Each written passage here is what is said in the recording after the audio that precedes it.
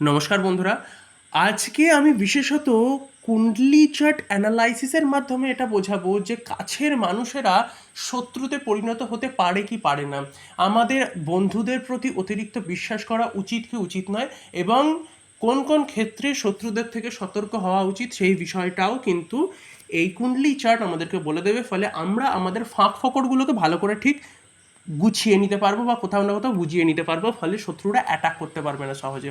প্রথমত দেখবেন শত্রুদের যে অ্যাটাক করবার জায়গা যেগুলো থাকে না, সেগুলো হচ্ছে এই তৃতীয় ঘর থেকে আসে, ষষ্ঠ ঘর থেকে আসে, অষ্টম ঘর থেকে আসে, দ্বাদশ ঘর থেকে আসে।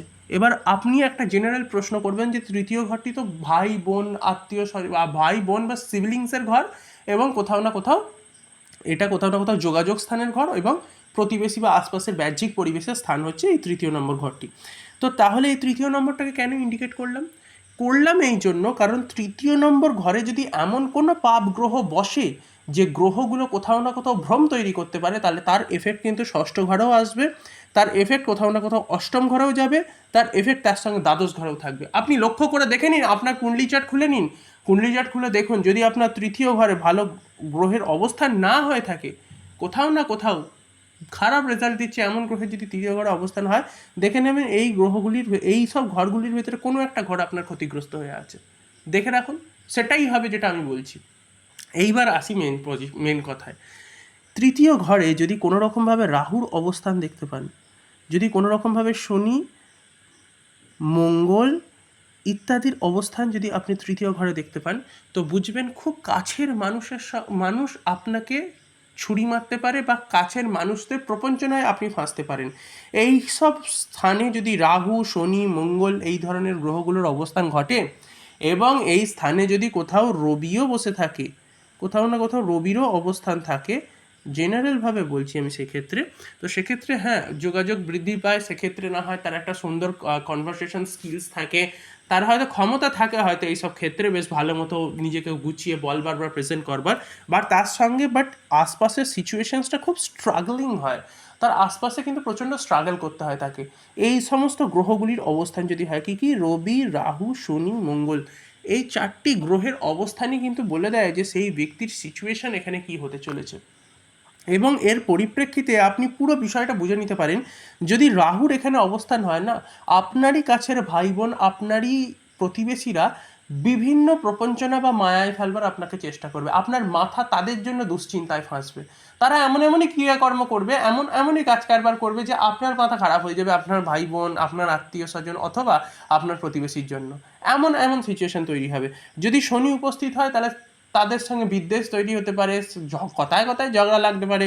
মঙ্গল থাকলে তো জমি সম্পত্তি নিয়ে বহু ক্ষেত্রে গন্ডগোল, মারামারি ইত্যাদি হওয়ার সম্ভাবনা বেশি।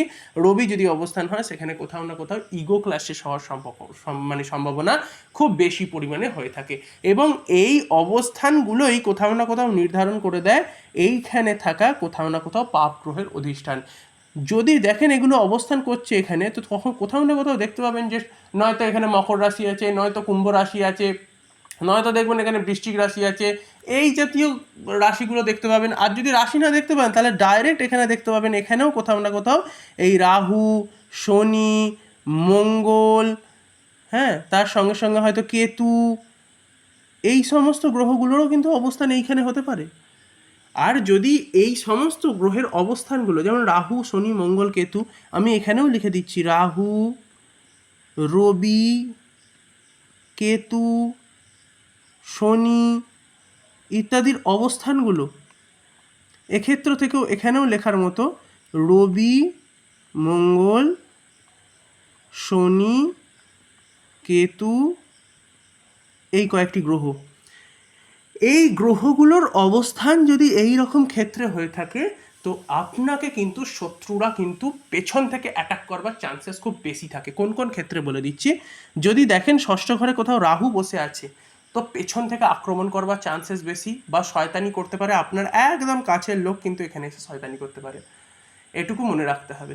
শনির যদি অবস্থান হয়, দীর্ঘকালীন শত্রুতা হবে, কিন্তু আপনার সঙ্গে পেরে উঠবে না সহজে। ম্যালিফিক প্ল্যানেট এখানে বসে থাকলে সহজে পেরে ওঠে না, দীর্ঘকালীন শত্রুতা হবে, এবং কোথাও না কোথাও শয়তানি জুড়বে, অনেক শয়তানি করবে আপনার সঙ্গে, আপনি সহজে পেরে উঠবেন না। মঙ্গলের অবস্থান হলে কি হবে, সামনাসামনি হাড্ডাহাড্ডি টক্কর হবে।